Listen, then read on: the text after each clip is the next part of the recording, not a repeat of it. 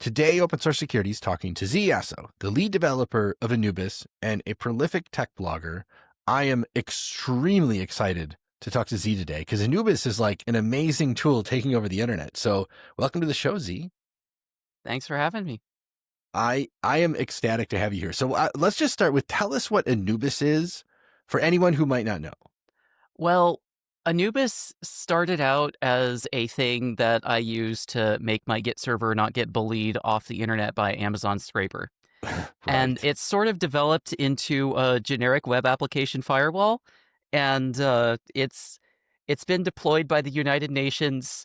I'm in talks with educational institutions. Last week, at the time of recording, I gave a talk to a bunch of like SRE librarians about how it works and the problems that I had setting it, building it, and it's surreal to see this happen. I mean, that's awesome. I guess it's a double-edged blade, right? It's you create a thing and you hope it succeeds, but then when it succeeds, it's like, oh my goodness, this is so much work. Actually, it's even more hilarious because I created a thing, put it in my throwaway code repo, and then blogged about it, and then it took off. Oh, that's even better. So, okay. So explain to us what this is, because right now, if you run a web server on the internet, you are getting hammered by bots. And Anubis, I guess I don't know what to even say. It not solves it, like maybe helps with like what is it doing to prevent the bot abuse? Let's say that. Well, Anubis is mostly doing rate limiting.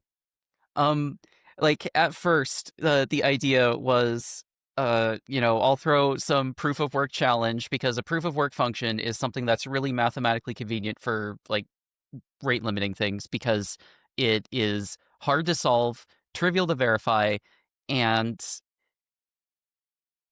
I slapped that together in an afternoon of rage while my Git server was being hammered because I made a Kubernetes misconfiguration, Nice. but that's a different story. Pro tip, don't put high traffic stuff on rotational storage. Right.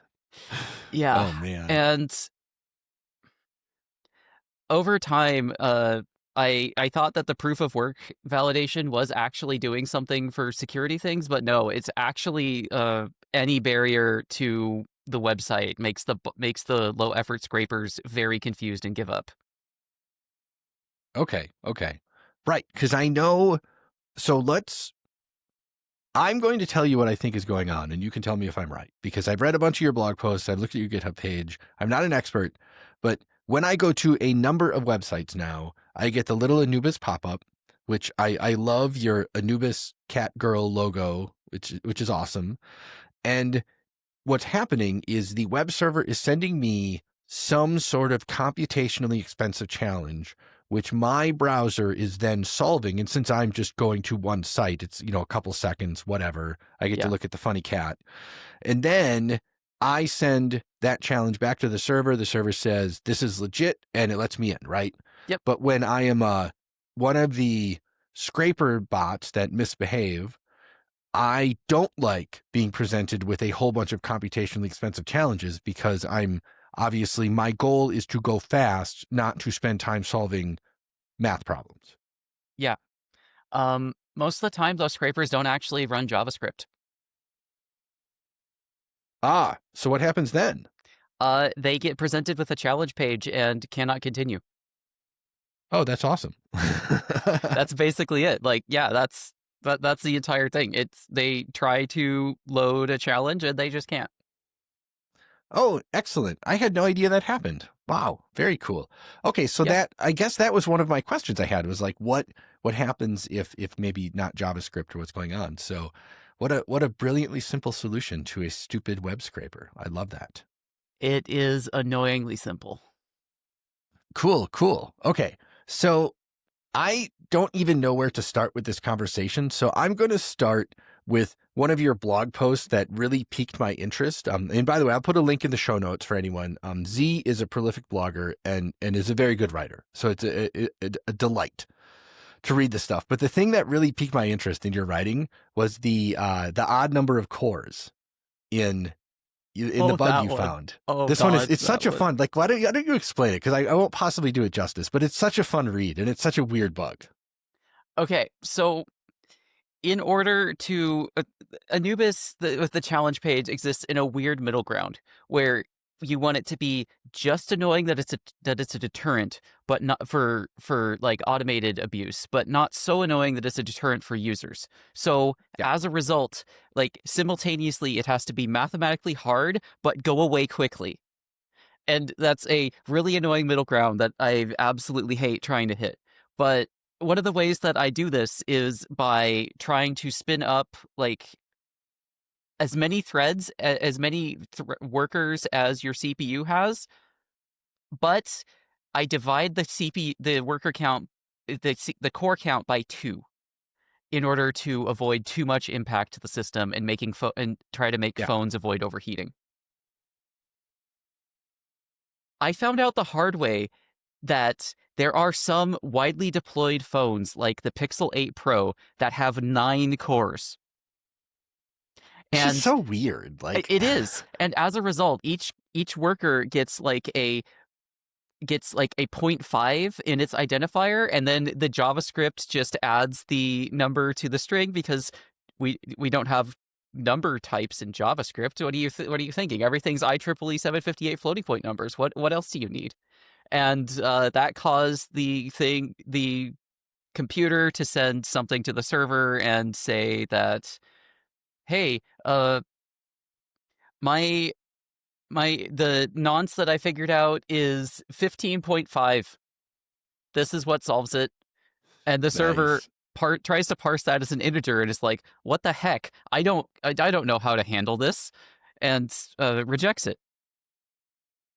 So And that means that person using that phone can't access the web page, right? yes, and I looked through my entire house, like literally every single computer that I have, and by sheer coincidence, like I have like the MacBooks that I have, none of them are the SKU that has an odd number of cores. All of the like server CPUs I have obviously have an even number of cores. Like my tower, that's a Ryzen 7950X3D that is 16 cores, 32 threads. So, even numbers. Like even my phone, which, iPhones more likely to have odd numbers of cores. Nope. iPhone 7 Plus that we have laying around, which is one of the oldest CPUs I have laying around in the house, still even number of cores. Like there is legitimately no way I could have encountered this. Like even this crappy Android phone I use for testing things still has an even number of cores. So yeah. Um, I and with the fact that hyperthreading has basically existed my entire career and has been on by default with basically every major like desktop CPU, I didn't even think it was possible for someone to design a CPU with an odd number of cores in its geometry. Uh, like, yeah, it's great. I hate it. I mean, this is what happens when you have a successful project, though, is Oh every yeah. ridiculous corner case no one can imagine is going to pop up at some point. Yeah, there was somebody that submitted a fix to make one of Anubis's challenge methods work on the 3DS browser. Excellent. Excellent. And to my shock and horror, it actually works. I couldn't find my 2DS to confirm it, but I know it's in my house somewhere. Oh my goodness. That's awesome. I love that. Yeah, This is what makes open source so cool, though, right? it's the versatility also sometimes does have downsides. Like sometimes you end up merging features that you end up regretting. There's a couple of those. I'm gonna have to figure out what to do with them at some point. Yeah. Well, you can never remove features, right? I mean, you can, but can and should are different words in English, That's fair. That's not in fair. other languages. I don't know which ones, but at least in English they're different. Oh my goodness. I love it. That's so good. I think of your blog post all the time whenever I'm talking to someone about like weird bugs, because I'm like, this is let me tell you about the weirdest bug I've ever read about, because Oh, it's so good. at some point there's going to be another one when I finally find out what's wrong with iOS Safari versus iPadOS Safari versus macOS Safari with one of the corner cases. Like sometimes Safari just doesn't store cookies, and I can't figure out Oh, why. I have emailed people. Like if you're at Apple and you have any insight into what's going on, please email me. I just want to fix this.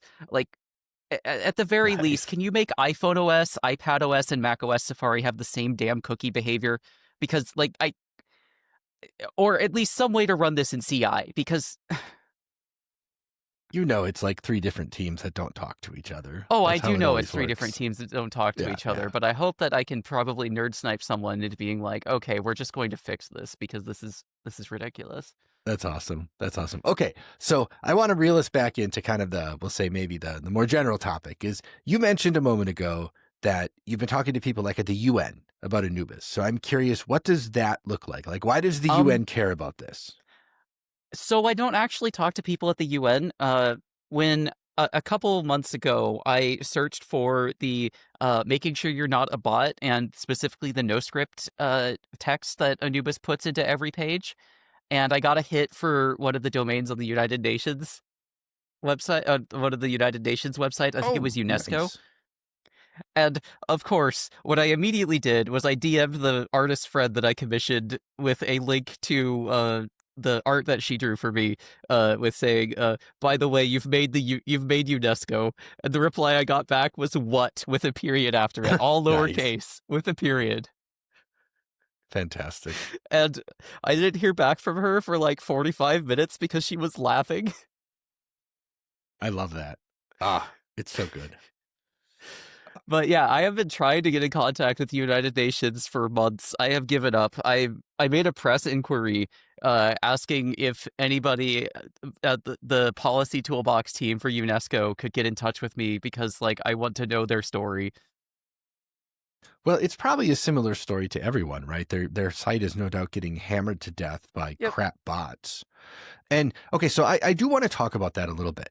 So I was reading, I don't remember where I even found this, but you mentioned in one of your writings that a lot of the bots look like just Google Chrome, right? They're Yep. clearly being deceptive on purpose. Yep. And so, like, explain that to us. Like, what does that kind of mean? And, like, why is this a problem for websites?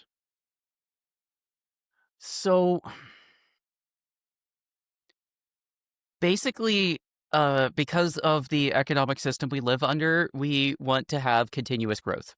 Yes. And one of the ways that we measure growth is via new users. And statistically, the most common browser on the internet is unmodified vanilla Google Chrome. Yep.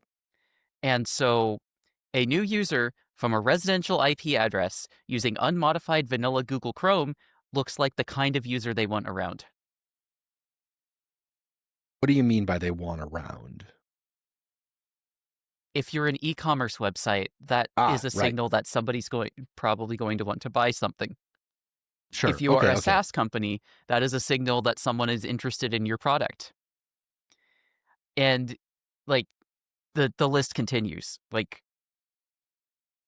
it is ridiculous. Like from so I have an @techaro.lol email address. It's basically useless, but because of all the spam. But from looking at the patterns of spam that I see, a lot of those automated customer outreach things are using crappy scrapers like that to find email addresses to like spam with you know, I'm the CEO. You have there. Hey, I'm the CEO. I need 37 gas station hot dogs in Yeah. 20 minutes for an important business meeting. I will not Right. clarify more in person. Right, right, exactly. Okay, so that's interesting. So you're talking about like even bigger than just AI, because my perspective on this, and I'm not near as plugged in as you are, is that the worst offenders are the AI companies. But I guess they're scraping for millions of reasons at this point, right? Yeah, like at first I thought it was just the generative AI companies trying to DDoS things so other people can't get training data.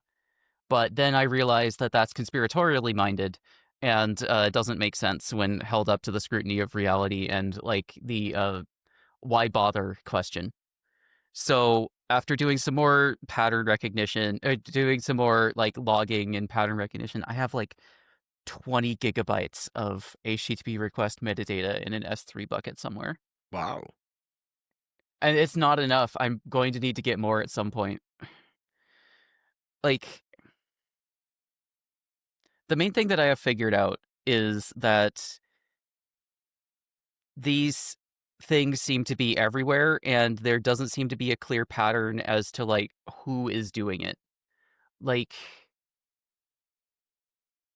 early on, when I was consulting with some people, our best idea as to what was going on is that there was some kind of data set arbitrage thing going on, where somebody was trying to, like, continuously scrape things and then sell it to companies as more up-to-date data because the scrape date is technically newer. And that's, like, the least Ah. conspiratorial thing that we could think of that would possibly make sense, but, like, at some level, there's just ever since the rise of ChatGPT, there's just more background noise on the internet from, like, crawlers clicking every link of every link of every link and not caring about the impact on the servers that they do. They don't request robots.txt. They don't identify themselves in their user agent header. Some of them actually use headless Google Chrome to do their scraping. Oh, wow. Which Yeah. I guess runs the JavaScript then. Although I guess in that context, Anubis would run, it would just slow them down, right? Yes, they also don't save cookies, so they have to do a new Ah, request for a new challenge for every page. okay. Ah, right. And we should clarify that as well, because you only get challenged by Anubis the first time, That's the goal, right? yeah. Well, that's the goal, right? Yeah. Okay. Oh, I didn't know that. That's really interesting. Yeah, and specifically, a new user from a residential IP space using Google Chrome without an existing tracker cookie means that it shows up as a new visitor on analytics dashboards. So there's also a really interesting, like, incentive in companies to not make the analytics numbers go down because that puts people's jobs at Right. risk. Right. Oh, interesting. And Yeah, now there is so much background radiation that if, like, a lot of these bots were stopped for 24 hours, a lot of marketing teams would be very concerned all simultaneously. I mean, I work in marketing. I know how this would be perceived. yeah. Oh, yeah. Right. Right. Because, well, I mean, this is your typical, like, the drunk looking for their keys under the light, right? They're like, this is the metric marketing has. Yeah, This is the metric they're going to measure. yeah. So I get it. I'm not saying it's wrong, but wow. And now we should also clarify. There's in one of the things I I have like 30 tabs open in this other browser over here, so I can't even keep track of all the crap I've read of yours. So I'm going to do my best to just remember a whole bunch of it. In one of the things you've written, you did say things like the Internet Archive bot is blocked by Anubis, right? Which is obviously not ideal for the archival purposes of Internet Archive. I ended up exempting them by both the Nice. contents of their VIA header and the fact that I know somebody who works at the Internet Archive, love you, Foon, but yeah, I just exempted their whole ASN after confirming that it comes from some part of their ASN and they weren't exactly sure where because they didn't have a list of IP addresses that were consistently assigned to it because they do Nice. some dynamic stuff. I don't care. I just exempted their ASN and called it good. Okay, good. That makes me that's great. That's perfect Yeah. because I have we like also that. been talking with one of the people behind Common Crawl to make sure that one of the automated robots.txt importer thing doesn't block Common Crawl. I have no idea what Common Crawl is. Common Crawl is a digital public good where they have a bunch of researchers doing a, like, read-only snapshot of the internet, kind of like the Internet Archive, but they distribute the contents of that snapshot openly. And like, yes, a lot of AI companies do use that for training, but any page that is loaded from Common Crawl is not a page that's loaded from the origin server. Right, right. And I assume their scraper doesn't just hammer the living crap out of you Oh, as it fast as doesn't. it can. It, like, some administrators have blocked it because it does too much traffic for their liking, but, like, Oh, okay. my advice to administrators is to let Common Crawl through, and that may sound weird, but you know, if you let Common Crawl through, then then, like, people have a way to get it even regardless, you know? Sure, sure. I mean that makes sense. I feel like, well, I think that makes sense, but I don't know Yeah. what's going on. I'm not an expert in this space at all. Oh, interesting. Okay, okay. So, all right. I also am curious just about your thoughts and lessons on like you are now running a large popular open source project. Like, what are the surprising stories you have just from that universe? There are a large number of people running privacy browser configurations that seem to have the empathy flag compiled out of them. Like, I don't mean to sound conceited or whatever, but like the number of people that have said like absolutely incorrigible things to me over email is way too high. I have no doubt. Yeah. I am starting a policy of if you send more than 3 of those emails in the span of 24 hours, you get an invoice for my time. Nice. I haven't had Perfect. to issue any invoices yet, but I will send them to collections. Awesome. Oh, that's fantastic. Yeah, yeah. I mean, for anyone listening, like, just be nice to people. It's not that hard. And also, the ruder you are on the issue tracker, the less priority I give your issue. That's perfect. Yeah. Oh, yeah, yeah. That's a given, I Being think. nice is free. Yes. Yes, it is. I mean, that feels like a common problem in open source, I think, Oh, sometimes. Is yeah. like when you do a thing, you give it away for free. And I don't know why it is, but there's just like there are people who have unrealistic expectations of basically like, why aren't you doing my homework for me for free?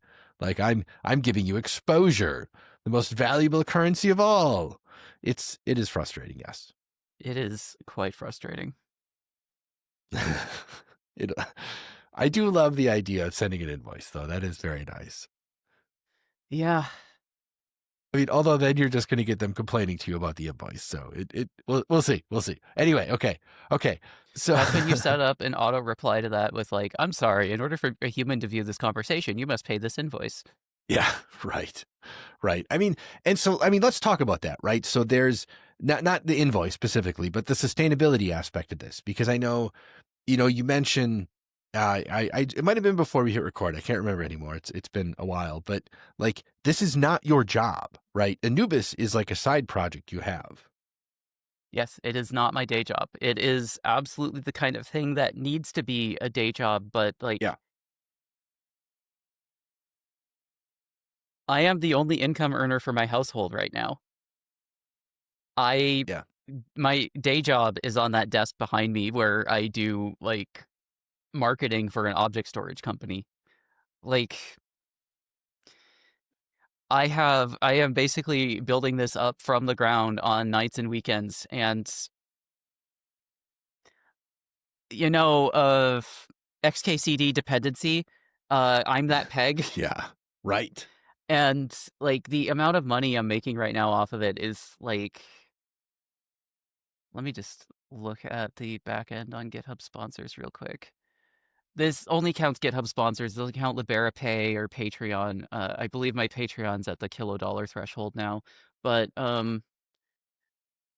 yeah, I am the equivalent of about 60% of a junior person's salary working on Anubis. Yeah. Yeah, um, it is a lot. It is not a lot that and, sometimes it makes me wonder, like, what if I made this purely, like, pay to access and, the like, but I don't know. Yeah, no, I get that. I mean, this is one of the challenges we have in open source right now is we have the sustainability problem where an enormous amount of infrastructure on the planet is held up on the backs of unpaid volunteers. Yep. That like the work you do is amazing and it's obviously appreciated and it's literally changing the planet for the better. And yeah, you got to eat. I get that. Yeah. I've applied for government grants several times and have been turned down. Yeah, I believe that. Like those grants are always super narrow and they're really hard to get justified. And I have a suspicion they don't even have a category for the thing you're doing right now. No. They barely do. Like I need to contact my MP. For the Americans in the room, MP is the Canadian equivalent of the House of Representatives. Yeah. and ask what my options are for government grants. But like, Hey, UN. Like, like I would. This is also one of those really annoying things where, like, if my husband and I had universal basic income, like, I wouldn't need to charge for it yeah, because, yeah. like, I could eat. Right, right. No, seriously. I mean, I do wonder that sometimes, like with something like universal basic income, there are an enormous number of people that would do amazing work that has no like economic benefit, we'll say necessarily, but it has societal benefit. Yeah. And I think it would be amazing. But I mean, that's a whole other conversation, Oh yeah. obviously. But But for now,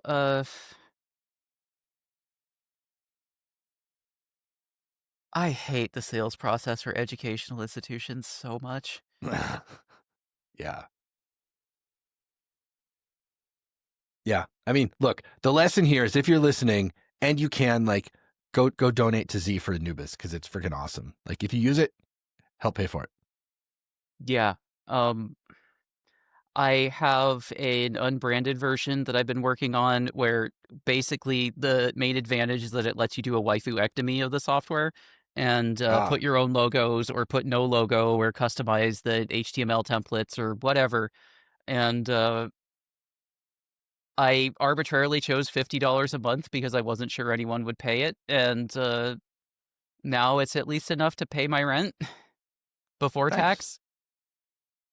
Ah, taxes. Yes. So that's something. And I will say the logo is one of my favorite parts of Anubis. So Oh, yeah. it almost makes me sad that people would want to take it out. But Yeah. The about half the reason the logo is there is to guilt trip corpos into paying me nice. because, like, if they care enough to change a picture of a cartoon jackal, they care enough to pay me to make sure that the software that they rely on is sustainable. Yes. I I hate that it's like that people are so peeved about it. Like, I have gotten a number of angry comments and the like because of it, and they're like, "I wish there was a way to turn that damn waifu off." And I'm like, There is. Pay me. Yeah, right. Z just held up a credit card for those of you "Yeah, listening without video. a dead debit card for the record." But yeah, Oh, okay, okay. I have a dead one right by my desk just for stunts like that. Nice. That's a good, yeah, I suppose, because if you held it up the wrong way and it was live, now you've just doxed your credit card, Yeah, which, that would be what would the kids say? Unideal. yeah, yeah, right, right. Okay. All right, we're coming to the end here, Z. And also, I guess I didn't realize it was a jackal, not a cat. I don't care. I'm still looking at a cat, but it's still great, great logo. Well, Okay. yeah, Anubis is a jackal. Now that you say that, it makes perfect sense. And yes, like I should have known that, but and what is your tagline on GitHub? It's something like weighing the soul of your HTTP request, or Yeah, it's something it's like very that. good. When I was rage writing Anubis, rage hacking out Anubis earlier this year, for some reason I was searching for a metaphor because, like any good hacker, I need a name for a project before I develop it because Yeah, obviously. I do a practice called name-driven development. And I was looking for a good metaphor, and then somehow I got to the Wikipedia page for weighing of souls, and that seemed like a good metaphor. And then later on, the fact that it's Anubis and Anubis weighs your soul actually inspired the name and implementation of the suspicion point system, which I call request weight, where you remove request weight if things look less suspicious and you add it if things look more suspicious. Nice. That's Like, cool. if you're Google Chrome but you don't have the sec chua header, you get more request weight added because that is suspicious. And what does request weight mean in this context? It is a linear scale from negative 4.2 billion to positive 4.2 billion, where it is like the level of suspicion. And you can add and remove weight with rule matches. And at the end, if at the end Anubis takes the weight and matches it to a list of thresholds, and if it matches the threshold, it allows it through. But if it doesn't match any thresholds, the request is just allowed through. It's Okay. the Okay. equivalent of the Apache deny allow Okay. Okay. ACL That makes typing. sense. Cool. Yeah. Uh, yeah, and like that also leads to one of the interesting tactical decisions I made early on with Anubis is that I wanted to. I've worked as a site reliability person. I've had a number of bad ideas over the years. Like, those types of bad ideas where you're like, you have them and you're like, I should never implement this because it would be an absolute disaster. But Whatever. one of them is that I came up with at one of my previous jobs with this idea of Machiavellian security. So in Machiavellianism, you do way more violence that you need to as a baseline in order to make sure you don't have to do it again. Yeah. And Yeah. the idea with that in Anubis is that out of the gate, Anubis is paranoid as hell. It is a Machiavellian nuke of a response that is very out there, is very visible, very immediately obvious, and like impossible to ignore. But in the process, I didn't want to break automation, so I made sure that Anubis only fired for things that looked like browsers. Ah, I see. This is something that has come back to bite me in some levels because people use like NetSurf, and NetSurf doesn't have JavaScript support. And the people that are use NetSurf are very insistent about using a browser that does not have JavaScript support and want to access a website that they believe is static but actually does have heavy JavaScript. I see. I see. You should just give them a hand math problem to solve prior to Okay, getting. so one of the early ideas that I had is I have a friend that's going through the CCNP process, and we were thinking about having a list of like 32,000 AI generated CCNP multiple choice questions and making people that don't use JavaScript fill that out. But Nice. we ended up deciding that would be a bad idea because one of the rules I have for Anubis challenges is that they should be completed without human intervention. That's fair. Yeah. Yeah. And the fact that it's completed without human intervention has had some interesting conversations with educational institutions in terms of like accessibility. And it's Mm, like yeah. what I was in a call with someone from an educational institution. They're like, "How is your product accessible?" And I'm like, "Okay, um, can I just demonstrate it because I think that it will be more instructive for me to show you that it is difficult to give this an accessibility rating." So then I screen shared, had it do it, and then said, "And it's gone. How would Yeah. you rate Yeah. that in terms of accessibility?" And then the person just sat there for like a minute and was like, "Oh, I can see how that would be hard." Yeah. Yeah. Right. Right. Oh my gosh. Okay, Z. We're kind of coming to the end, so I'm going to give you the last word. What are the things you want people to know? What are some actions they can take? What like finish this one up for us and let us know what's next. So one of the annoying things about securing web applications is that you really have to know what your application is doing. One Yeah. of the really annoying things about writing Anubis is that I can't know what every web application is doing. Yes. Um, like a lot of the stuff that I do is based on research, but ultimately it is a best guess by reverse engineering things. Like there is so much that goes on in the back end that you don't realize. Like right now on my computer, I have like 30 different copies of various versions and forks of Chrome and Firefox that I use for testing and validation. Like at one point when I was developing a new rule set to make Anubis less prominent by doing some comparisons of what normal browsers do, I had 300 different versions of Firefox and Chrome installed on my computer in various Whoa. containers and download folders and archives. Yeah. Um yeah. Uh I was really glad to delete that folder. But like there is a lot of stuff that goes in behind the scenes, and there are also a lot of experiments that I try and fail because like I I try my best, but I can't predict everything. My white whale though is being able to do like full end-to-end browser testing in CI. And the last time that I did the math for what I need to do for that, I would need approximately 200 gigabytes of RAM per CI run across 7 machines. Wow. That would involve Windows 10 virtual machines, Windows 11 virtual machines, macOS Tahoe, macOS Sierra, macOS Ventura. Like, there is a shocking amount of stuff that happens behind the scenes and is basically impossible to properly, that is also basically impossible to be public about, because like a lot of my browser reverse engineering, yeah, I keep the notes for that on paper Nice. just in case.